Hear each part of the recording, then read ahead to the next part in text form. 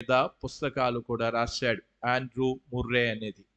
ఈ Andrew Murray అనే విషయాన్ని మనం గమనిస్తూ ఉన్నప్పుడు పుస్తకానికి ఒక ఇండెక్స్ ఉంటుంది. పుస్తకానికి ఇండెక్స్ అనేది మనం కూడా చూస్తూ ఉన్నాం. మన పాటల పుస్తకానికి ఒక ఇండెక్స్ ఉంది. ఇండెక్స్ అంటే విషయ సూచిక అని అంటారు.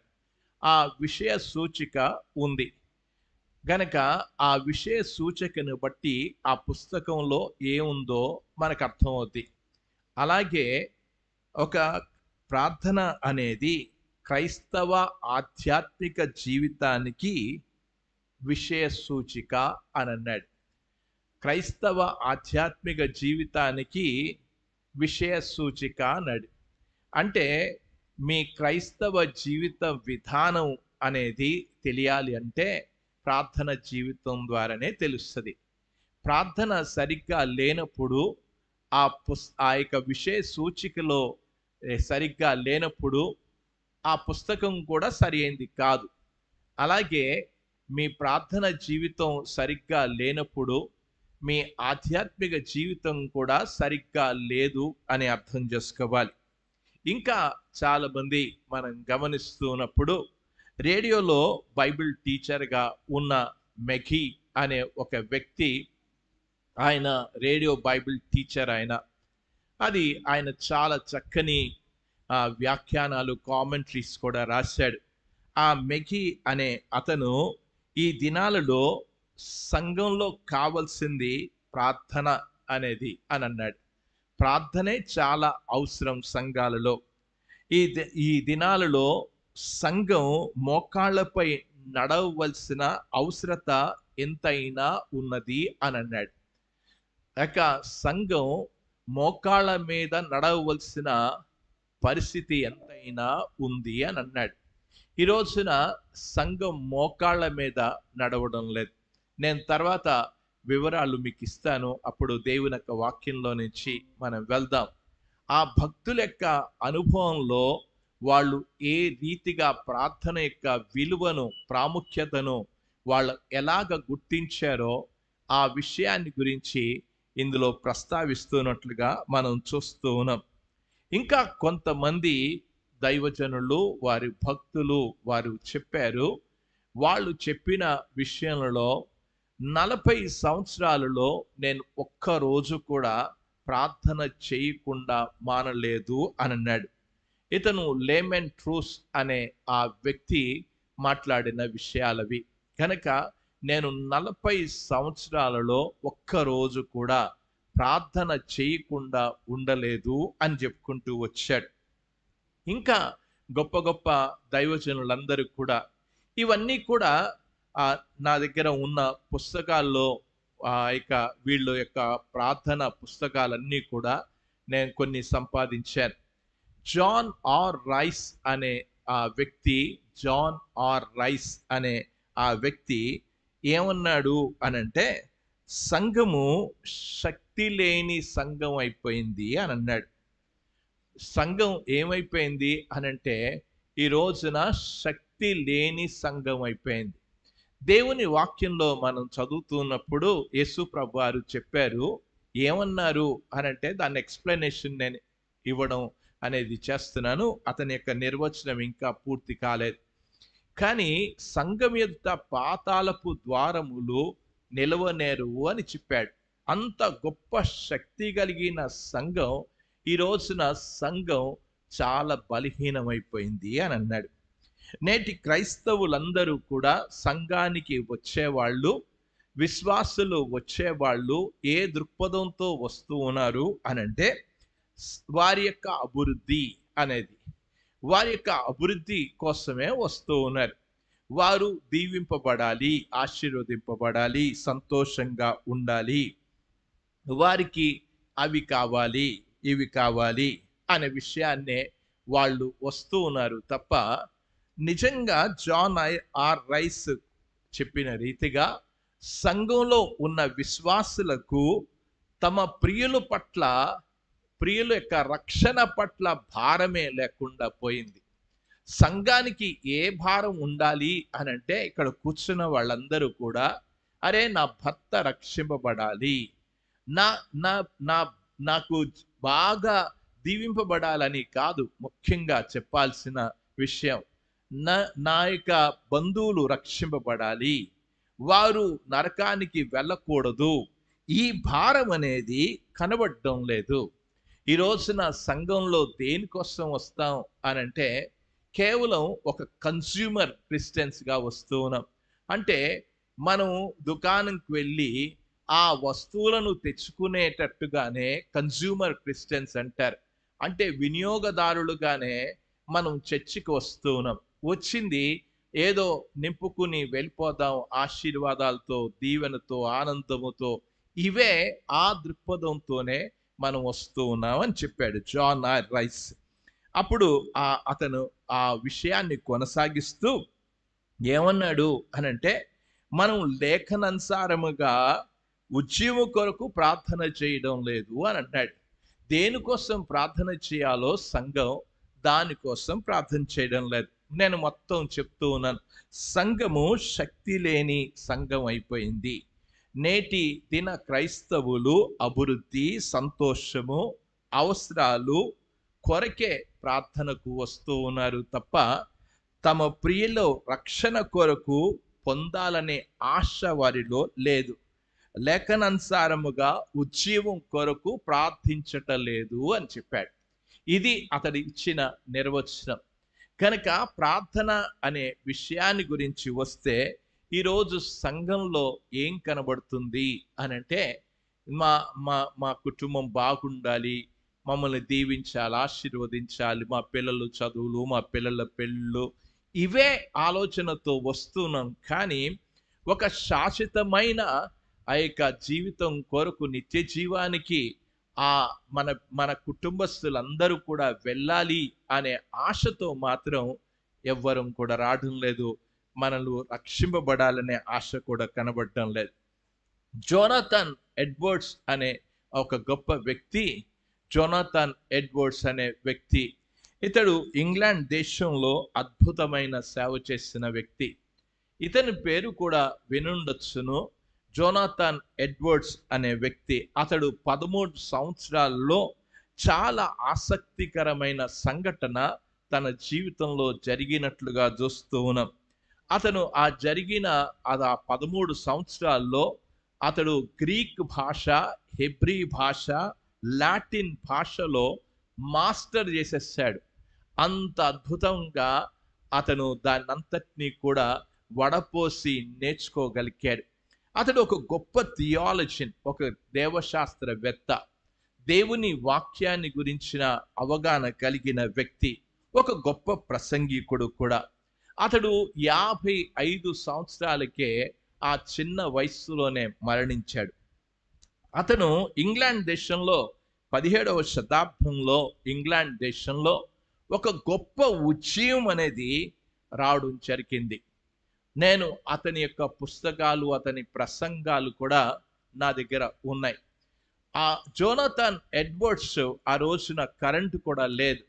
అతడు ఒక చిన్న క్యాండిల్ పట్టుకుని ఆ రాత్రి సమయంలో దేవుని వాక్యాన్ని అద్భుతమైన రీతిగా బోధించాడు. ఆ బోధలో ఏమని చెప్పుకుంటూ వచ్చాడు, అతని జీవితంలో అనేక మంది ప్రభు దగ్గరికి వచ్చాడు. ఈ జోనాథన్ ఎడ్వర్డ్స్ ఇతను 1734వ సంవత్సరంలో ఆ సంఘంలో ఉన్న వాళ్ళకు, తల్లిదండ్రులకు, యవనస్తులకు ఒక సవాలు చేశాడు. ఏమన్నాడు? ఆ సవాలు ఏంటి అనంటే, ఆ జోనాథన్ ఎడ్వర్డ్స్ చేసింది సంఘంలో శనివారం రాత్రి నుండి ఆదివారం ఉదయం వరకు ప్రార్థన చేయమని మనవి చేశాడు. అతడు శనివారం ఆ యొక్క రాత్రి సమయం నుంచి ఉదయం ఆ యొక్క ఆదివారం ఉదయం వరకు మనం అందరం కూడా సంఘంలో తల్లిదండ్రులు, యవనస్తులు అందరూ కూడా ప్రార్థనలో ఉందామని చెప్పాడు. అది ఎలాగ ప్రారంభించాడు అనంటే, ఇది 1734వ సంవత్సరంలో సెప్టెంబర్లో ప్రారంభించాడు. ఆ ప్రారంభం అనేది డిసెంబర్ చివరికి వచ్చినప్పుడు కల్లా అందులో ఒక 5 మొట్టమొదట ప్రభువుని అంగీకరించడం జరిగింది, మారు మనసు పొందారు. వారికి ఒక దేవుని పట్ల ఒక గొప్ప తృష్ణ అనేది వచ్చేసింది, దేవుని వాక్యం గురించిన అవగాహన అనేది. ఇక ఉద్యమం రావడం ప్రారంభమైంది. ఒకరి తర్వాత ఒకరు ఆ యొక్క దేవుని లేఖనాల్లో నుంచి సత్యాలను వివరిస్తుండగానే, ప్రకటిస్తుండగానే వారందరూ కూడా బహుమంది రక్షింపబడ్డారు. ఆ సంఘంలో 100 మంది ఉన్న సంఘము 600 మంది అయిపోయారు. దేవుని కార్యము ఆ సంఘంలో బలముగా జరగడం అనేది జరిగింది. అతడు చెప్పిన విషయం అంటే ఆ యొక్క సంఘం అంతా కూడా ప్రార్థన చేయడం వలన ఆ ప్రార్థనకు ఫలితంగా అనేకమైన ఆత్మలు రక్షింపబడ్డాయి అని అన్నాడు. ఈ రోజున సంఘం మరి ప్రార్థించే సంఘంగా కనబడడం లేదు, ఆత్మల పట్ల భారం కలిగిన సంఘంగా కనబడడం లేదు. ఆత్మల పట్ల భారం కలిగిన సంఘంగా ఉంటే దేవుడు బలమైన ఆత్మకార్యం చేస్తాడు. దేవుడు సేవకులను బలంగా వాడుకోవడం అనేది జరుగుతుంది. కనుక ఇక జోనథన్ ఎడ్వర్డ్స్ కాలంలో ఇంగ్లాండ్ దేశంలో ఒక గొప్ప ఉద్యమం రావడానికి కారణం ఏంటంటే సంఘమంతా కూడా వారు మోకరించి దేవుని సన్నిధిలో ప్రార్థన చేయడం వలన దాని ఫలితంగా సంఘాలు అభివృద్ధి చెందాయి. ఈరోజు మన సంఘాల్లో వారు సెప్టెంబర్, అక్టోబర్, నవంబర్, డిసెంబర్ 4 నెలల్లోనే వారు అంత కార్యాన్ని చూస్తే, మనం ఈ రోజున మన సంఘాలు ప్రారంభించి ఎన్ని సంవత్సరాలు అయిపోయి, ఎన్ని సంవత్సరాల నుంచి మనం సంఘానికి వస్తూ ఉన్నాం, ఏ కార్యాన్ని మనం చూడగలిగాం, ఎందుకు చూడలేకపోతున్నాం దేవుని కార్యాలంటే సంఘంలో ఉన్న విశ్వాసులు ప్రార్థన యొక్క ప్రాముఖ్యతను గుర్తించడంలా. సంఘం ప్రార్థన యొక్క ప్రాముఖ్యతను గుర్తించగలిగితే సంఘంలో దేవుడు గొప్ప కార్యాలు చేయడం ప్రారంభిస్తాడు. మార్టిన్ లూథర్ అనే వ్యక్తి, ఇతను జర్మన్ దేశానికి సంబంధించిన వాడు. జర్మన్ దేశంలో ఒక సంఘ సంస్కరణ కర్త అతడు, రిఫార్మర్ అని అంటారు, రిఫార్మేషన్ తీసుకొచ్చిన వ్యక్తి ఇతను.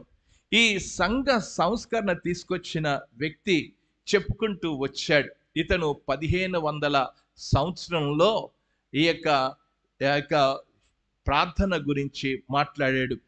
మనం నిజంగా నమ్మశక్యము కాని కార్యాలు ప్రార్థనలో జరుగుతాయి అనే విషయాన్ని చెప్పాడు. ఎవరికి అర్థమవుతుంది ఇది నమ్మశక్యం కాని కార్యాలు జరిగేది? ఎవరికి అర్థమవుతుందంటే కేవలం ప్రార్థించే వాళ్లకు అర్థమవుతుంది అని చెప్పాడు. కనుక ప్రార్థిస్తే నమ్మశక్యము కాని కార్యాలకు వస్తాయి. ప్రార్థించడం ద్వారా మనం ఆ అనుభవంలోనికి రాగలం. మనం ఎందుకు అనుభవంలోనికి రావడం లేదంటే మనం ప్రార్థన అనేది మన జీవితంలో ప్రాముఖ్యం కాలేదు అసలు.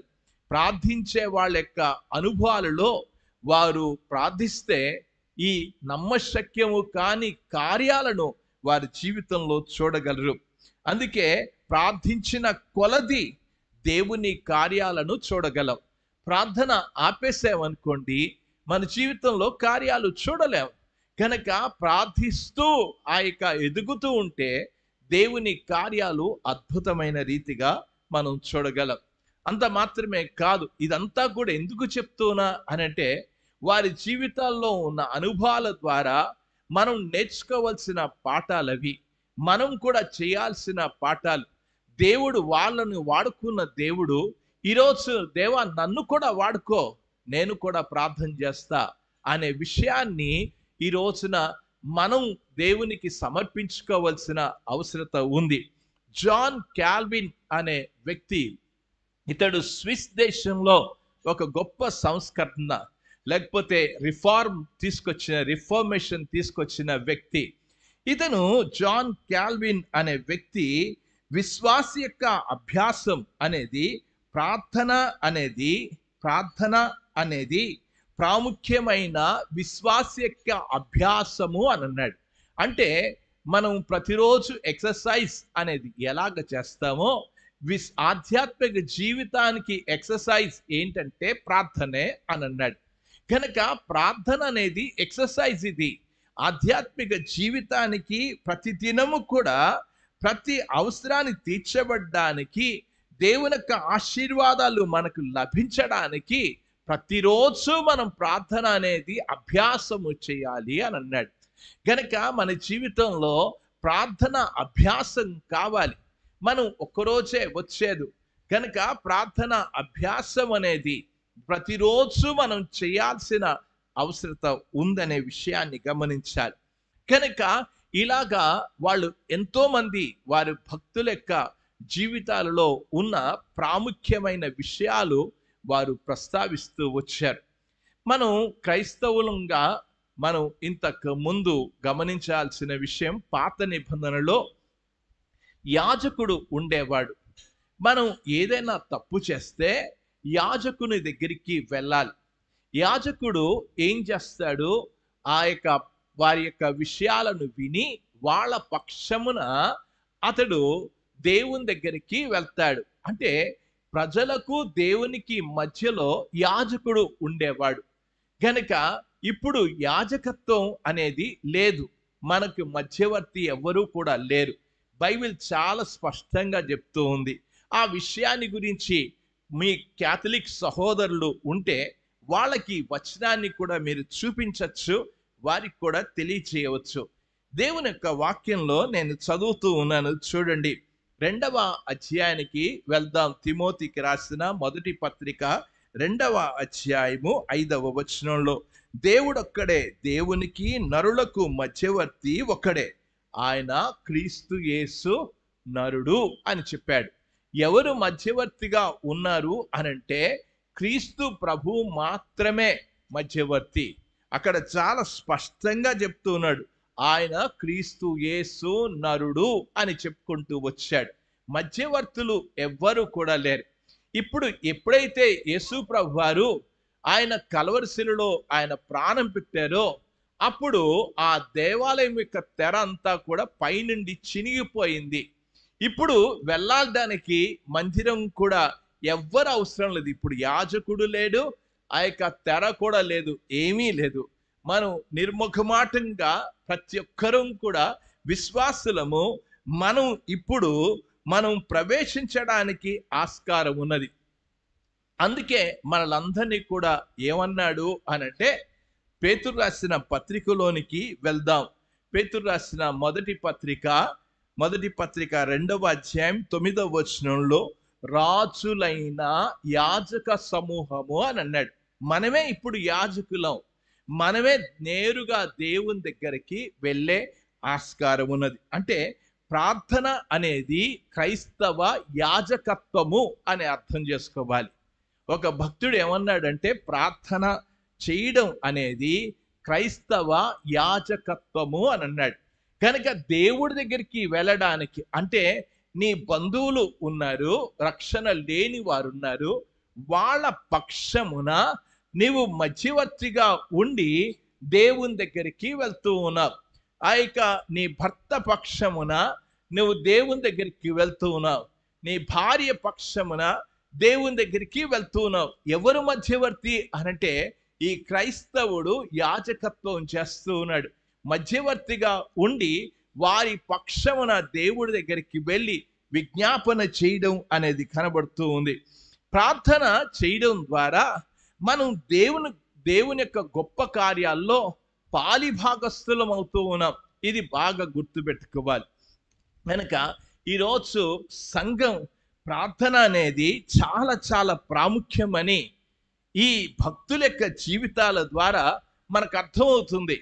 భక్తుల యొక్క జీవితాల్లో మనం గమనిస్తూ ఉన్నప్పుడు ఇంతమంది భక్తులను వరుసగా చెప్పుకుంటూ వచ్చాను, ఒకరి తర్వాత ఒకరు. ఆ భక్తుల యొక్క అనుభవాలు ఇంకా దేవుని చిత్తమైతే రాబో వారాల్లో ఇంకా కొంతమంది భక్తుల యొక్క జీవితాలలో వాళ్ళు ప్రార్థన యొక్క ఎంత విలువ వాళ్ళు ఎంచారో తర్వాత మనం చూద్దాం. కనుక ప్రార్థన అనేది గనక వ్యక్తిగతంగా సంఘంగా ప్రార్థన చేయడం అనేది చాలా చాలా ప్రాముఖ్యమైన విషయం అనేది ఈ యొక్క భక్తులు తెలియజేసిన దాన్ని బట్టి మనకు అర్థమవుతుంది. అందుకే ఈ యొక్క రాత్రి సమయంలో నేను మీకు చెప్పాను, ప్రార్థన అనేది క్రైస్తవ జీవితానికి చాలా ప్రాముఖ్యము. ఇది చాలా సీరియస్గా తీసుకోవాలి. విశ్వాసులందరూ కూడా సీరియస్గా తీసుకోవాలి. ప్రార్థన అనేది చులకనగా తీసుకోవడానికి వీలు లేదు అసలు. ప్రార్థన అనేది చాలా సీరియస్గా తీసుకోవాల్సిన అవసరత ఉంది. ఆ ప్రార్థన అనేది కూడా ఎలాగుండాలి అనంటే దేవుని వాక్యానుసారంగానే ప్రార్థనలు ఉండాలి. మనకు తెలిసిన రీతిగా స్టీరియో టైప్లో, లేకపోతే ఏదో పుస్తకాల్లో ఉన్న ప్రార్థన చదివేది ప్రార్థన కాదు. నేను చాలా సంఘాలకు వెళ్ళి చూస్తూ ఉంటా. ఆ సంఘాల్లో వాళ్ళు ఏం చేస్తారు అనంటే, వారు ప్రార్థన అనేది ఒక పుస్తకం పట్టుకుని ఆ ప్రార్థన వాడు చదివేస్తూ ఉంటారు అంతే. ఇది ప్రార్థన అనేది చదివేది కాదు. ఇది గుర్తుపెట్టుకోవాలి. అది మానవుల కల్పించిన పద్ధతులు అవి. అది ప్రార్థన అనదది. ప్రార్థన అనిపించుకోదు కూడా. కనుక ప్రార్థన అనేది పుస్తకాల్లో ఉన్నవి చదివేయడం ప్రార్థన ఎంత మాత్రం కూడా కాదనేది గమనించాలి. అది ప్రార్థన అనేది అది దేవుని వాక్యానుసారంగా ఉండాలి.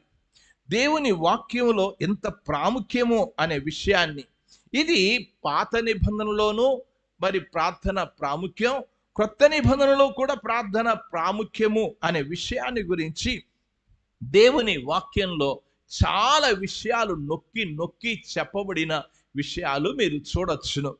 దేవుని యొక్క వాక్యంలో మనం చదువుకున్నాం ఇప్పుడే. యెషయా గ్రంథము 56వ అధ్యాయానికి వెళ్దాం. 56వ అధ్యాయంలో ఏమని దేవుడు మాట్లాడుతున్నాడో, ఏం చెప్తూ ఉన్నాడో వాటి విషయం మీద మనసు పెట్టండి. అసలు ఏమన్నాడో దేవుని యొక్క వాక్యంలో మనం గమనిస్తున్నాం. పాత నిబంధనలో మందిరం ఉండేది. క్రొత్త నిబంధనలో మనం సంఘంగా ఒక స్థలంలో కూడుకుంటూ ఉన్నాం. ఆ స్థలానికి దేవుడు ఏం చెప్తూ ఉన్నాడో, నా స్థలం ఎలాగుండాలి, నా యొక్క ఆ స్థలం ఏ విధంగా ఉండాలో దేవుని యొక్క వాక్యంలో చూడొచ్చును. యెషయా గ్రంథం 56వ అధ్యాయానికి రండి. ఏమంటున్నాడు? 7వ వచనంలో నా ప్రార్థన మందిరము అని అన్నాడు. ఏం మందిరము అని అన్నాడు? నా ప్రార్థన మందిరము అని అన్నాడు. అది ప్రార్థన మందిరము అని అన్నాడు. ఇంకా కిందకి రండి. అదే వచనంలో నా మందిరము సమస్త జనులకు ప్రార్థన మందిరము అనబడును అని అన్నాడు. ఏం కావాలి అనంటే, ఈ స్థలానికి దేవుడు ఏమిని ఆశిస్తూ ఉన్నాడు అనంటే, ఈ స్థలం ప్రార్థన మందిరం కావాలి, ఇది ప్రార్థించే స్థలం కావాలి అని దేవుడు ఆశిస్తున్నట్లుగా చూస్తూ ఉన్నాం. దేవుడు ఆశించేది ఏంటంటే, మనం కూడుకున్న ఈ స్థలం ప్రార్థన స్థలం కావాలి. అది దేవుడు కోరుకుంటుంది. అందుకే అన్నాడు, నా మందిరము సమస్త జనులకు ప్రార్థన మందిరము అనబడును అని అన్నాడు. ఇది ప్రార్థన మందిరం కావాలి అనే విషయాన్ని కనుక ఇదే దృక్పథంతో, ఈ మాటలతోనే మనం ఈ ప్రార్థన మందిరాలకి అన్నిటికి కూడా క్రీస్తు ప్రార్థన మందిరం అని నామకరణం చేయడం జరిగింది. దేని బట్టో చేయలేదు. అసలు ఎవరో ఆ పేర్లు కాదు. ఇది నా మందిరము, ప్రార్థన మందిరము అని చెప్పుకుంటూ వచ్చాడు. దేవుడు ఎంత సీరియస్గా తీసుకున్నాడో తెలుసా? ఈ ప్రార్థన మందిరాల్ని వేరే రీతిగా వాడుకోవడానికి దేవుడు ఎంత మాత్రం అంగీకరించలేదు. నా మందిరము ప్రార్థన మందిరంగానే ఉండాలి. దేవుడు ఎంత సీరియస్గా తీసుకున్నాడు అనే విషయాన్ని గురించి మనం ఆలోచన చేద్దాం. ఇదంతా కూడా మనం గమనిస్తున్నప్పుడు ఆ మందిరము యెరూషలేము ప్రార్థన మందిరాన్ని గురించి మాట్లాడిన సందర్భం అది. దేవుని యొక్క వాక్యంలోనికి రండి. మత్తయి సువార్త 21వ అధ్యాయానికి వెళ్దాం. 21వ అధ్యాయంలో నేను ఈ మాటలు చదువుతూ ఉన్నాను, చూడండి. 21వ అధ్యాయము 11వ వచనం నుంచి నేను ఈ మాటలు, రాయబడిన మాటలు చదువుతున్నాను. జన సమూహము ఆయన గలిలయలోని నజరేతు వాడగు ప్రవక్త అయిన యేసు అని చెప్పేది. యేసు దేవాలయములో ప్రవేశించి క్రయ విక్రయములు చేయువారందరినీ వెళ్ళగొట్టి, రూకలు మార్చువారిని, బల్లలను గువ్వలమ్ము వారి పీఠములను పడదోసి నా మందిరము ప్రార్థన మందిరం అనబడును అని వ్రాయబడి ఉన్నది. అయితే మీరు దానిని దొంగల గుహగా ఏం చేసేశారు? దొంగల గుహగా చేసేశారు. ఈ రోజున సంఘం ఏంటి దేవుడు కోరుకుంటున్నది ఏంటో ఒక్కసారి చూడండి. దేవాలయము అనేది ఏం దేవాలయం కావాలి? నా మందిరము ప్రార్థన మందిరం కావాలి. మనం కూడుకున్న స్థలం ప్రార్థన మందిరాలు కావాలి, కానీ ఇది వ్యాపార రీతిగా కాకూడదు. సంఘం అంతా కూడా వ్యాపార రీతిగా కాకూడదు. సంఘంలో ఏం జరుగుతుంది అనంటే వ్యాపారం జరుగుతున్నట్లుగా చూస్తూ ఉన్నాం. ఇది క్రొత్త నిబంధనలో యేసు ప్రభు వారు ఆయన దేవాలయానికి వెళ్ళగానే ఆ మాటలు మాట్లాడుతూ వచ్చాడు. ఆ మందిరంలో ఏం జరుగుతుంది? వ్యాపారం జరుగుతుంది.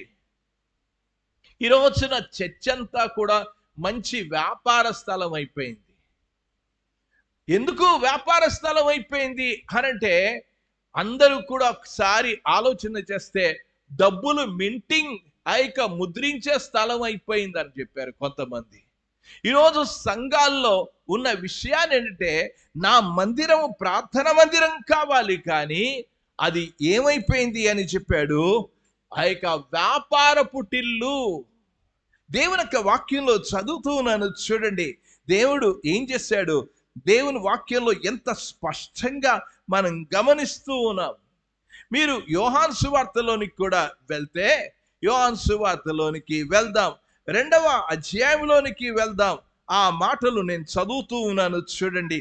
ఆయన పస్కా పండుగ సమయంలో 2వ అధ్యాయం 13వ వచనంలో, యూదుల పండుగ సమీపింపగా యేసు యెరూషలేమునకు వెళ్ళి దేవాలయములో ఎడ్లను గొర్రెలను పావురములను అమ్మువారిని రూకలు మార్చువారిని కూర్చుండట చూచి తాళ్లతో కొరడాలు చేసి గొర్రెలను ఎడ్లను దేవాలయం నుండి తోలివేసి రూకలు మార్చువారిని రూకలు చల్లివేసి వారి బల మీద నుంచి పడదోసి పావురములు అమ్మువారిని వీటి ఇక్కడ నుండి తీసుకొని పోండి, నా తండ్రి ఇల్లు వ్యాపార పుటిల్లుగా చెయ్యకుడి. ఈ రోజున దేవుని ఈ యొక్క స్థలాలు వ్యాపార స్థలాలు కాకూడదు. ఏమైపోయింది ఈ రోజున? ఒకవైపు వ్యాపారపు ఇల్లు అయిపోయింది. సంఘం వ్యాపారపు ఇల్లు కాదు, ప్రార్థన స్థలం కావాలి. ఈ రోజున సంఘస్థులందరూ కూడా ఈ భావాన్ని అర్థం చేసుకోవాలి. సంఘం దేనికోసం? ప్రార్థన స్థలం. ఇది ప్రార్థించడానికి వెళ్దాం. ఇంకా ఇక్కడ చెప్పాడు, ఏమన్నాడు? దొంగల గుహగా. మీరు మత్తయి సువార్తలో చదువుతున్నప్పుడు ఏమన్నాడు? దొంగల గుహగా. అంటే దొంగలు చేర్పారు ఈ రోజున సంఘాల్లో. అందుకే దెబ్బలాట్లు, గొడవలు, తాళాలు, కోట్లు. ఇది దేవుని మందిరం పరిశుద్ధ స్థలంగా ప్రార్థన స్థలంగా ఉండాల్సింది పోయి ఈ రోజున పూర్తిగా పాడైపోయింది. ఎంత భయంకరమైన విషయం! ప్రార్థన మందిరం కావాల్సింది పోయి ఈ రోజున ఏ మందిరంగా ఉందో ఒక్కసారి మనమే కూర్చుని ఆలోచించాలి. ప్రతి ఒక్కరి యొక్క బాధ్యత ఏంటంటే నా మందిరం ప్రార్థన మందిరం కావాలి, కానీ ఇది వ్యాపార పుట్టిల్లు కాకూడదు, దొంగల గుహ అవ్వకూడదు. ఇది పరిశుద్ధమైన స్థలంగా ప్రార్థన స్థలంగా ఉండాలని అందరి యొక్క విశ్వాసుల యొక్క అభిలాష ఉండాలి. దేవుని యొక్క వాక్యంలో మనం గమనిస్తూ ఉన్నాం. ఎలాగ క్రొత్త నిబంధన సంఘానికి చెప్తూ తెస్సలోనికలకు రాసిన మొదటి పత్రికలోనికి వెళ్దాం. 5వ అధ్యాయంలోనికి వెళ్దామండి. 5వ అధ్యాయంలో నేను ఈ మాటలు చదువుతూ ఉన్నాను చూడండి. ఏమని చెప్పుకుంటూ వచ్చాడో ఆ విషయాన్ని గురించి చదువుతున్నాం. మీరు 16వ వచనానికి పైన చూడండి. ఎడతెగక ప్రార్థన చెయ్యుడి అని అన్నాడు.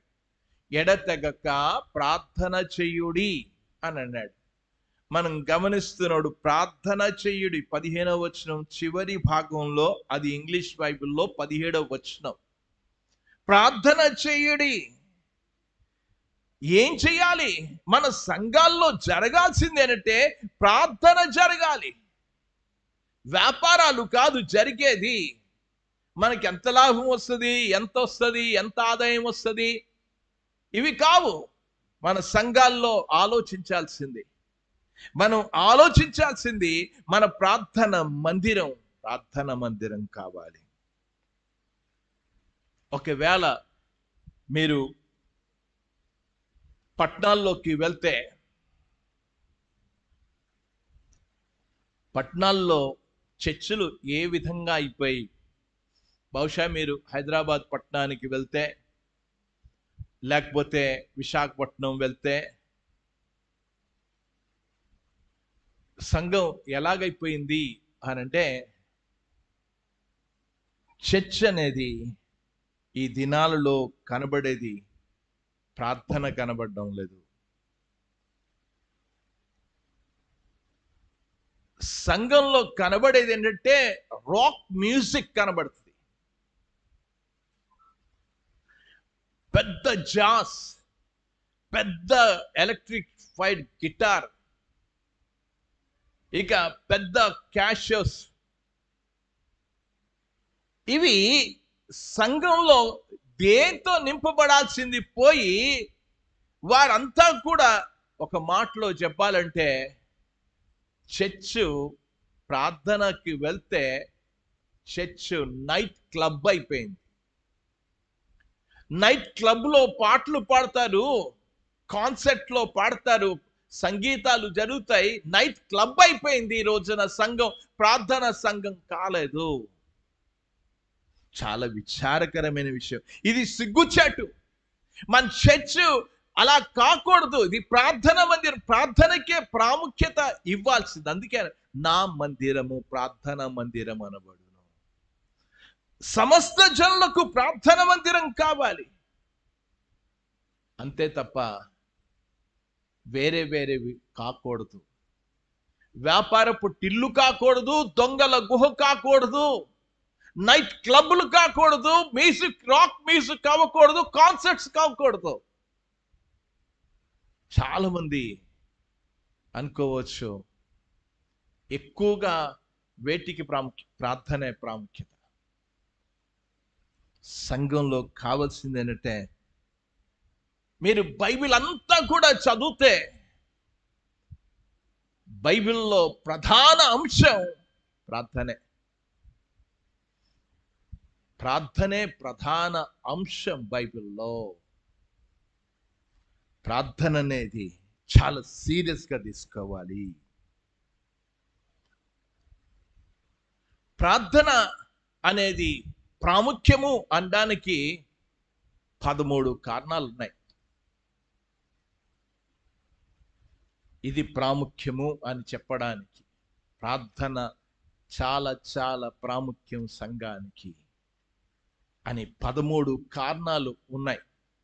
ఇప్పుడు చెప్తే అది అవ్వదు, కానీ ఆ విషయాన్ని పాత నిబంధనలో కానీ క్రొత్త నిబంధనలో కానీ ప్రార్థనకి చాలా చాలా ప్రాముఖ్యం. గుర్తుపెట్టుకుందాం, నా మందిరము ప్రార్థనా మందిరం, సమస్త జనులకు ప్రార్థనా మందిరము అనబడును. మన మందిరాలు, మనం కూడుకున్నది, ఇది ప్రార్థన స్థలాలు కావాలి. నిత్యము కూడా ప్రార్థనే జరగాలి. మొదటి నుంచి ఆదిమ సంఘం దేనికి ప్రాముఖ్యత ఇచ్చిందంటే ఒక్క ప్రార్థనకే ప్రాముఖ్యత ఇచ్చింది. ఆ 13 కారణాల్లో ఒక్క కారణం మీకు చూపిస్తాను. ఆ కారణం ఏంటి, తక్కినవి తర్వాత చూద్దాం. అపోస్తలుల కార్యానికి వెళ్దాం. అపోస్తలుల కార్యంలోనికి వెళ్దాం. వాళ్ళు సంఘం విస్తరిస్తూ ఉంది, చాలా విస్తరిస్తుంది. సంఘం చాలా అభివృద్ధి చెందింది. జనుల యొక్క సంఖ్య ఎంత విస్తరించింది అని అంటే, దేవుని వాక్యంలో అపోస్తలుల కార్యం 6వ అధ్యాయానికి రండి, 1వ వచనంలో, ఆ దినాలలో శిష్యుల సంఖ్య విస్తరించినప్పుడు అని అన్నాడు. చాలా విస్తరించింది శిష్యుల సంఖ్య, సంఘం అంతా కూడా. వారు ఇక మొదలైంది లోపల ఏం మొదలైంది అనంటే కింద చెప్పాడు, అనుదిన పరిచర్యలో తమలోని విధవరాండ్లను చిన్న చూపు చూచిరని హెబ్రీల మీద గ్రీకు భాష మాట్లాడు యూదులు సనగసాగిరి. ఎవరి వల్ల వచ్చింది? విధవరాండ్లను. అక్క ఆడోళ్ళు ఏం లేదమ్మా, పాటలు, వాళ్ళకి పని పాటలు మొదలుపెట్టారు మెల్లిగా. నేను ఆడవాళ్ళని ఏమి కించపరచడానికి మాట్లాడడంలా. సాతాడు ఏం చేస్తాడు అనంటే సంఘంలో ప్రార్థనలు జరగకుండా చేస్తాడు. అది వాడి యొక్క తంత్రం. ఎట్టి పరిస్థితుల్లో సంఘాల్లో ప్రార్థన జరగకూడదు. ప్రార్థన జరిగితే చాలు, వాడికి భయం. వాడికి ఇప్పుడు జరిగిన విషయం అంటే ఇక మెల్లిగా మొదలుపెట్టాడు, సనుగుడు మొదలుపెట్టాడు. ఇది వాళ్ళకి తెలిసింది. ఏం చేయాలి? హే, మీరందరూ కూడా రండి, పంచాయతీ పెడదాం. యూదులు రండి, హెబ్రీ భాషలు మాట్లాడేవారు రండి, గ్రీక్ భాష మాట్లాడేవారు రండి. మీరందరినీ కూడా కూర్చోబెట్టి ఎవరెవరు అలాగనుకున్నారు, ఎవరి మీద సనుక్కున్నారు, ఎవరి మీద ఆ మాటలు మాట్లాడుకున్నారు, రండి అసలు అని చెప్పేసి వాళ్ళు ఏమన్నా చేశారంటే ఏం చేయాల అనుకోవచ్చు. అరే, మేము ఈ చర్చికి వెళ్తున్నాం, వాళ్ళు ఇలా చూశారు అలా చూశారు అని అంటే పాస్టర్ గారు పట్టించుకోవడం లేదు, సంఘం పట్టించుకోవడం లేదు అని అనుకోవచ్చు. వాళ్ళు చెప్పిన విషయం ఏంటో ఒకసారి చూడండి. 4వ వచనంలో చదువుతున్నాను. అయితే ప్రార్థన యందును వాక్య పరిచర్యందును ఎడతెగక ఉంటాం. అంతే. మేమేం చెయ్యం. మేం చేయాల్సిన పని అంటే ప్రార్థన. ప్రార్థన సమస్యలను పరిష్కరిస్తుంది.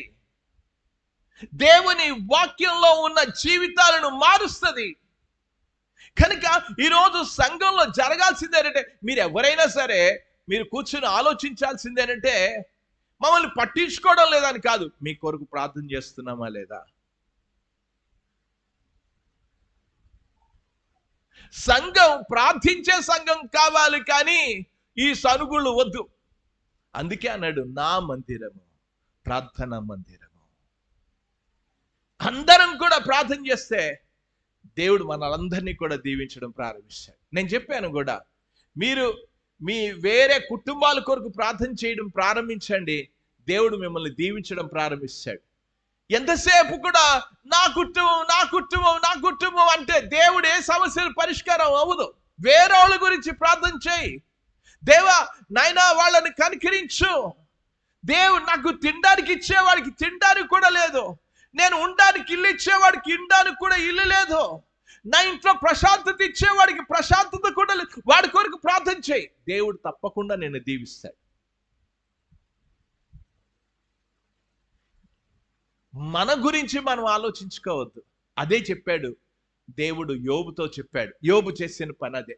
దేవుని యొక్క వాక్యంలో చదువుతూ ఉన్నాను చూడండి. యోబు గ్రంథంలోనికి వెళ్దాం. ఆ మాటలు ఎలాగ రాయబడ్డాయో విషయాన్ని గురించి నేను దేవుని యొక్క వాక్యంలో చదువుతూ ఉన్నాను చూడండి.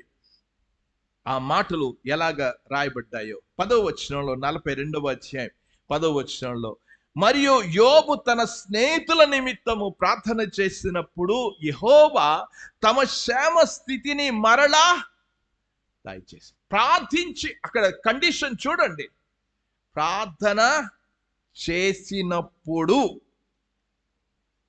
ఆ కండిషన్, ఆ షరతు ఒకసారి చూడు. నువ్వు ఇతరుల కొరకు ప్రార్థన చేయి, దేవుడు నిన్ను దీవించడం ప్రారంభిస్తాడు. నువ్వు సంఘంలో ప్రార్థన చేయి, విశ్వాసుల కుటుంబాల్లో సమస్యలు పరిష్కారం అవుతూనే ఉంటాయి. నమ్మశక్యము కాని శక్తి మన కుటుంబాల్లో, మన సంఘాల్లో మనం చూడగలం.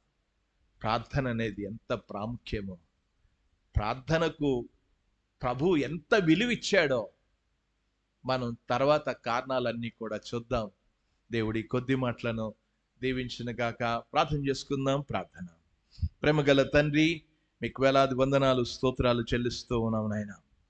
భక్తుల యొక్క జీవితాలలో నాయన దేవుని వాక్యంలో ప్రార్థనకు ఎంత ప్రాముఖ్యత వారు ఇచ్చారో, ప్రార్థన అనేది ప్రతి సమస్యను పరిష్కరించింది, ప్రార్థన అనేది ప్రతి రీతిగా దీవించింది, ప్రార్థన అనేది వారి జీవితాలలో నాయన ఎన్నెన్నో అద్భుతాలు వారు చూడగలిగారు. ఈరోజు మేము కూడా ప్రార్థన అనేది ప్రాముఖ్యమని ఎంచి ప్రార్థించేవారుగా చేయండి. మమ్మల్ని పురికొల్పండి, మమ్మల్ని ప్రేరేపించండి. మా అందరితో మీరు మాట్లాడే మీకు వందనాలు చెల్లిస్తూ ఉన్నాం. గూగుల్ మీట్లో కూడా చేరి దేవుని వాక్యం విన్నారు. వారి హృదయాల్లో కూడా బలమైన కార్యమును మీరు జరిగించి మీరే మహిమ పొందమని యేసు ప్రభువారి పరిశుద్ధమైన నామమున ప్రార్థించి వేడుకుంటున్నాము తండ్రి. ఆమేన్, ఆమేన్.